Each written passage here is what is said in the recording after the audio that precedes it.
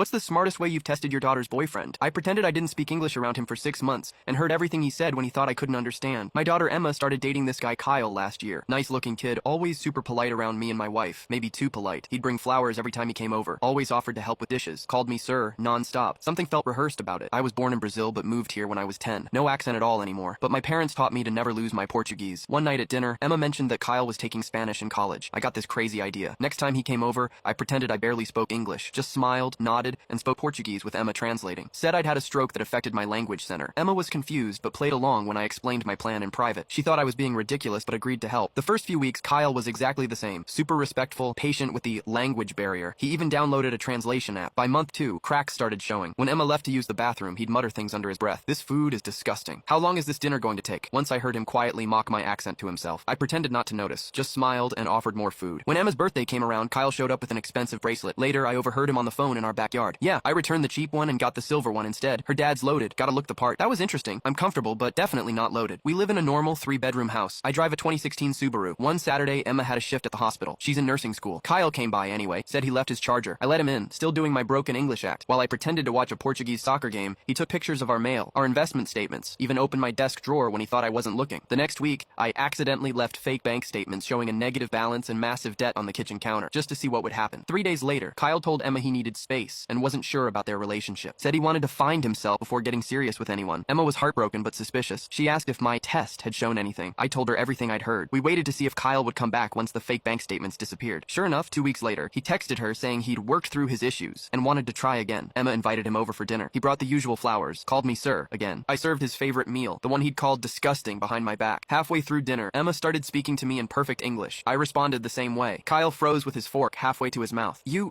speak English? He stammered, looking at me. I've spoken English for 35 years, I said. Almost as long as I've been able to spot guys who date my daughter for her money. The color drained from his face. Emma placed her phone on the table, playing a recording of him from last week. Once I'm in with her family, her dad can hook me up with one of his doctor friends. Then I'm set for life. He tried denying everything, said I misunderstood, that my English must not be good enough to understand context. Emma held up his phone. He'd left it unlocked when he went to the bathroom. And these texts to your friends about my rich family you plan to use? Am I misunderstanding those too? He grabbed his phone and stormed out, called Emma crazy, called me a sneaky old man. Emma cried that night, but told me the next morning she was grateful. 6 months of hurt is better than years of lies, Dad. Kyle's now dating the daughter of a car dealership owner. Emma's with a guy she met at nursing school. He brings homemade cookies instead of store-bought flowers, and talks to me the same way whether Emma's in the room or not.